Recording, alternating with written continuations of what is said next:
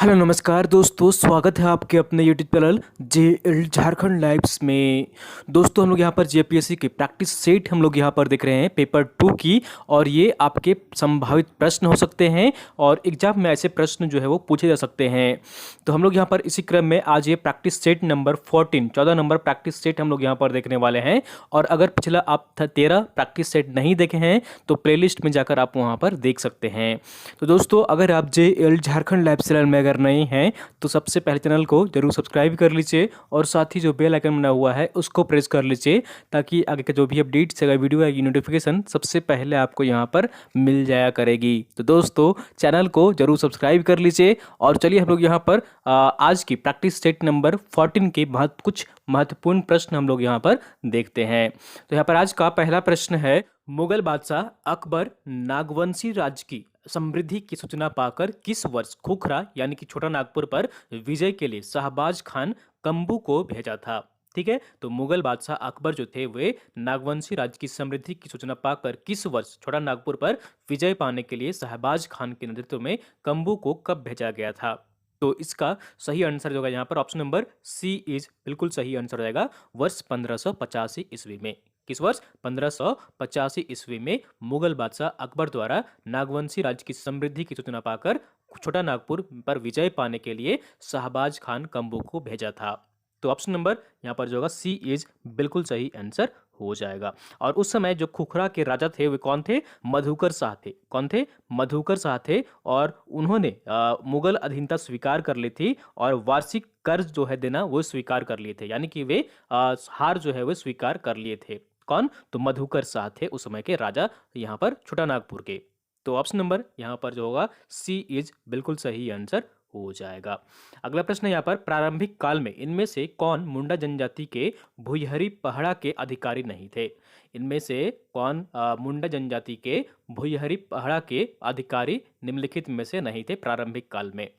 तो इसका सही आंसर जो होगा यहाँ पर ऑप्शन नंबर डी इज बिल्कुल सही आंसर हो जाएगा। पाट मुंडा। पाट मुंडा जो थे वे प्रारंभिक काल में मुंडा जनजाति के भुयहरी पहड़ा के अधिकारी नहीं थे। तो ऑप्शन नंबर डी इज बिल्कुल सही आंसर हो जाएगा। चलिए अगले प्रश्न की ओर चलते हैं और अगला प्रश्न है यहाँ पर, उरांव समाज में पहड़ा का अस्तित्व कैसे आया? ठीक है, उरांव समाज में पहड़ा का अस्तित्व जो है वो इनमें से कैसे आया है? तो इसका सही आंसर जो होगा यहाँ पर ऑप्शन नंबर डी इज बिल्कुल सही आंसर रहेगा, उपरोक्त सभी। तो यहाँ पर उरांव समाज में पहला का अस्तित्व कैसे आया है? तो गोत्र की शुद्धता बनाए रखने के लिए, दो गोत्रों के बीच यानी कि दो गांवों को झगड़ा निपटाने के लिए, और तीसरा जो है यहाँ पर वो सामूहिक हितों की सुरक्षा एवं शांति बहाली के लिए। तो ऑप्शन नंबर यहाँ पर जो होगा डी इज बिल्कुल सही आंसर हो जाएगा। चलिए अगले प्रश्न की ओर चलते हैं और अगला प्रश्न है यहाँ पर, हो जनजाति क्षेत्र 5 से 20 गांव के समूहों में विभाजित है, उसे क्या कहा जाता है? तो हो जनजाति के क्षेत्र में 5 से 20 गांव के समूहों में विभाजित है, उससे क्या कहा जाता है? उस गांव को क्या कहा जाता है जो कि ये समूह है? तो इसका सही आंसर जो होगा यहाँ पर ऑप्शन नंबर ए इज बिल्कुल सही आंसर हो जाएगा। तो ये पीड़ कहलाते हैं। क्या कहलाते हैं? पीड़ कहलाते हैं। ठीक है, तो हो जनजाति क्षेत्र 5 से 20 गांवों के समूहों में विभाजित है, उसे पीड़ कहा जाता है। तो ऑप्शन नंबर ए इज बिल्कुल सही आंसर हो जाएगा। अगला प्रश्न है यहाँ पर, मांझी परगना शासन व्यवस्था में शिकार परिषद को किस नाम से जाना जाता है? मांझी परगना शासन व्यवस्था जो है इसमें शिकार परिषद को किस नाम से जाना जाता है? तो इसका सही आंसर जो होगा यहाँ पर ऑप्शन नंबर ए इज बिल्कुल सही आंसर हो जाएगा। इसे सेंद्रा बैंसी कहा जाता है। क्या कहा जाता है? सेंद्रा बैंसी कहा जाता है मांझी परगना शासन व्यवस्था में शिकार परिषद को। तो ऑप्शन नंबर ए इज बिल्कुल सही आंसर हो जाएगा। ठीक है, चलिए अगले प्रश्न की ओर चलते हैं और अगला प्रश्न है यहाँ पर, कौन सा ढोकलो सोहर महासमिति के लिए सही नहीं है? ठीक है, कौन सा ढोकलो सोहर महासमिति के लिए इनमें से सही नहीं है? तो इसका सही आंसर जो होगा यहाँ पर ऑप्शन नंबर बी इज बिल्कुल सही आंसर रहेगा। पंचायती राज का समर्थन किया, ये जो कथन दिया गया है यहाँ पर ढोकलो सोहर महासमिति के लिए सही नहीं है। तो ऑप्शन नंबर बी इज बिल्कुल सही आंसर हो जाएगा। तो इनमें से सही क्या क्या है वो देख लीजिए यहाँ पर। तो पंचायती राज इलेक्शन का विरोध किया था इन्होंने, जाति प्रथा का इन्होंने समर्थन किया था और मुंडा मानकी को इन्होंने स्वीकार किया था ढोकलो सोहर महासमिति के लिए। तो ऑप्शन नंबर यहाँ पर जो होगा बी जो होगा बिल्कुल सही आंसर रहेगा। इन्होंने ढोकलो सोहर महासमिति द्वारा यहाँ पर पंचायती राज का समर्थन नहीं किया गया था। चलिए अगले प्रश्न की ओर चलते हैं और अगला प्रश्न है यहाँ पर, माल पहाड़िया समाज में सरदार का क्या कार्य है? माल पहाड़िया समाज में सरदार का कार्य क्या है? ठीक है, इनमें से कार्य जो है वो माल पहाड़ी समाज में सरदार का कार्य क्या है? तो इसका सही आंसर जो है यहाँ पर ऑप्शन नंबर सी इज बिल्कुल सही आंसर रहेगा, ए एवं बी दोनों ही। यहाँ पर देख लीजिए क्या क्या कार्य हैं माल पहाड़ी समाज में सरदार का। तो जो मामला पंचायत के क्षेत्र से बाहर का होता है ऐसे मामले सरकार के पास जाता है। और दूसरा जो है यहाँ पर वो है सरदार कई गांवों के समूह का प्रधान होता है। तो ये दोनों ही कथन यहाँ पर जो है वो सही है और ये दोनों ही कार्य जो है वो सरदार का कार्य होता है माल पहाड़िया समाज में। तो ऑप्शन नंबर सी इज बिल्कुल सही आंसर हो जाएगा। चलिए अगले प्रश्न की ओर चलते हैं और अगला प्रश्न है यहाँ पर, बेतिया जनजाति में गांव स्तर पर निर्मित पंचायत का मुखिया क्या कहलाता है?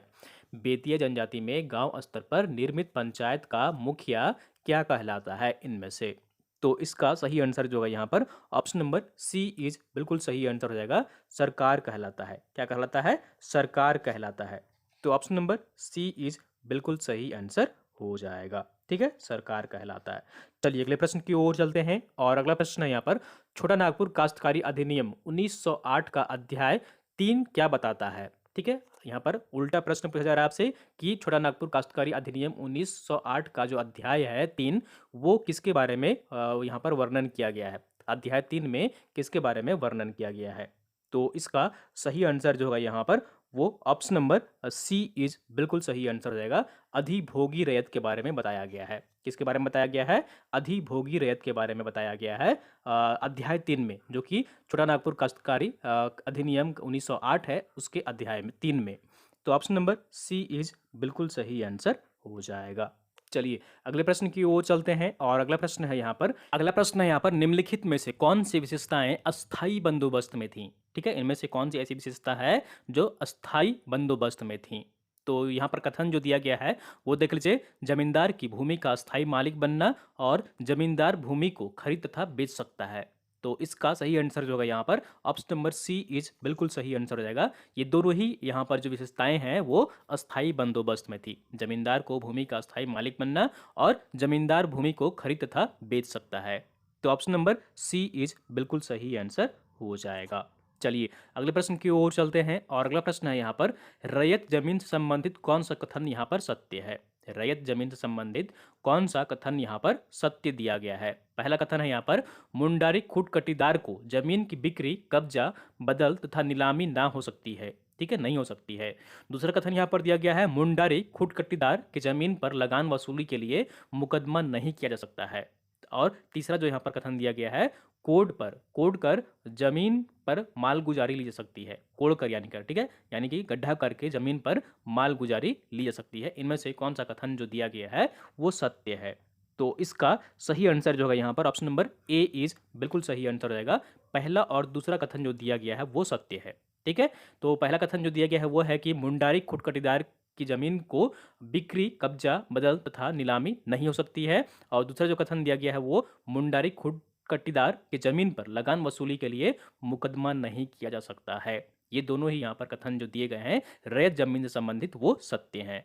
तो ऑप्शन नंबर ए इज बिल्कुल सही आंसर हो जाएगा।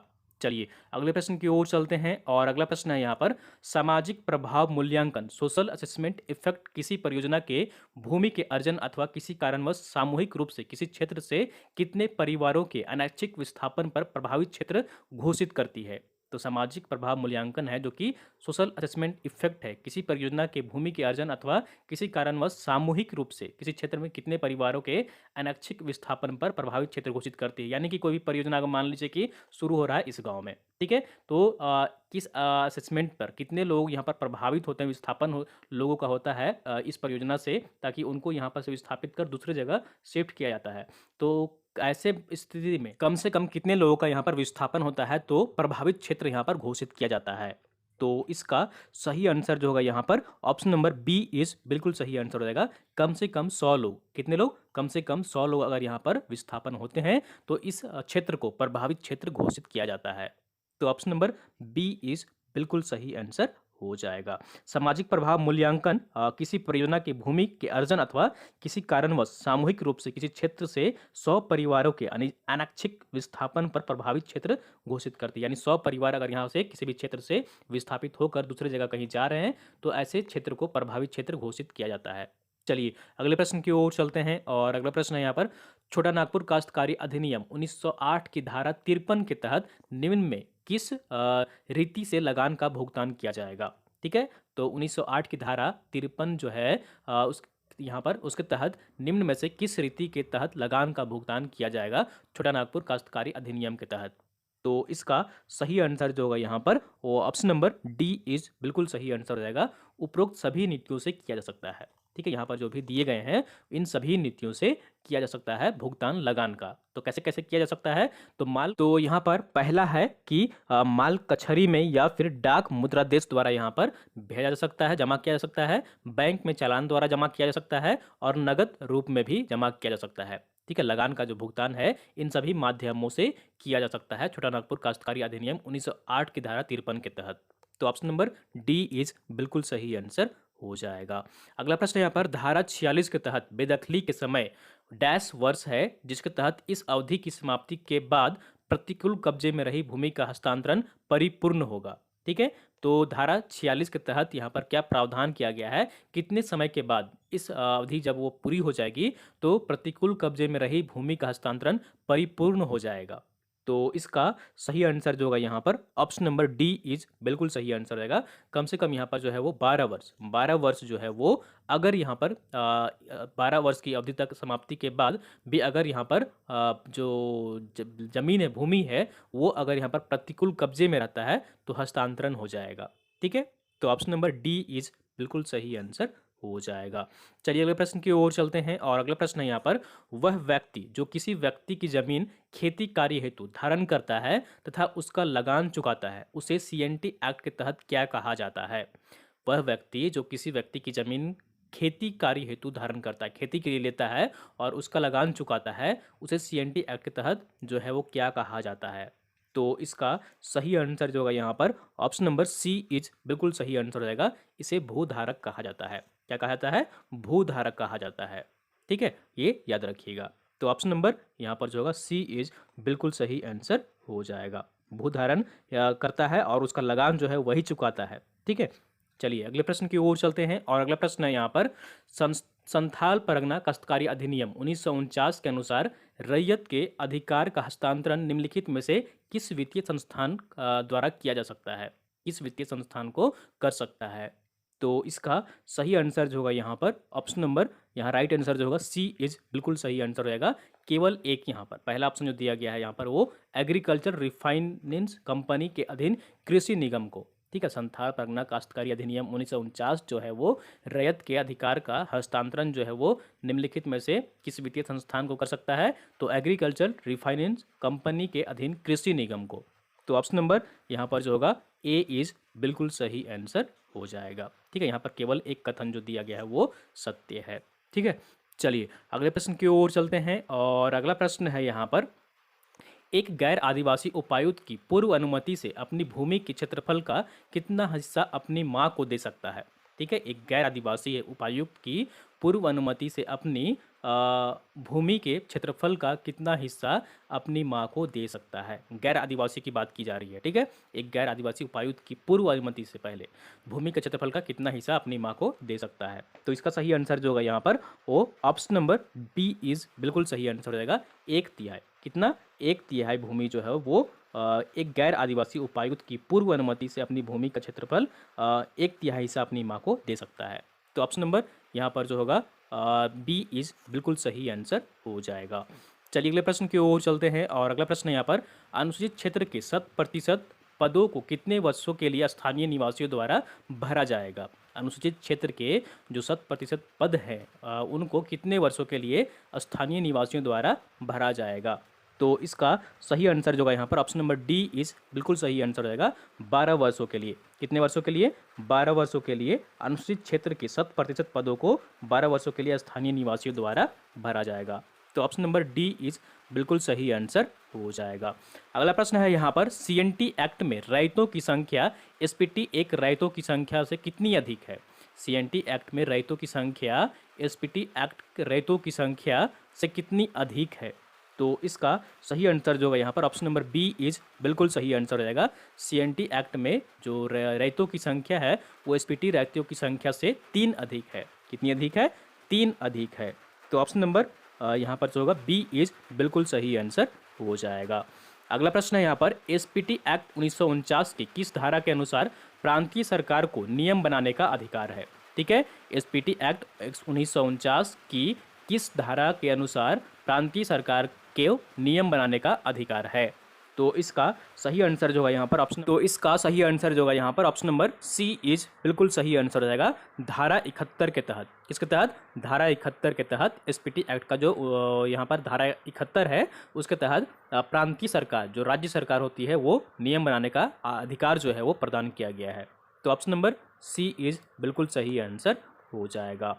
अगला प्रश्न यहाँ पर, नागपुरी, खोरठा, पंचपरगनिया, कुरमाली, उड़िया, बांग्ला, पालन आदि भाषा झारखंड के किस वर्ग के लोग बोलते हैं इनमें से?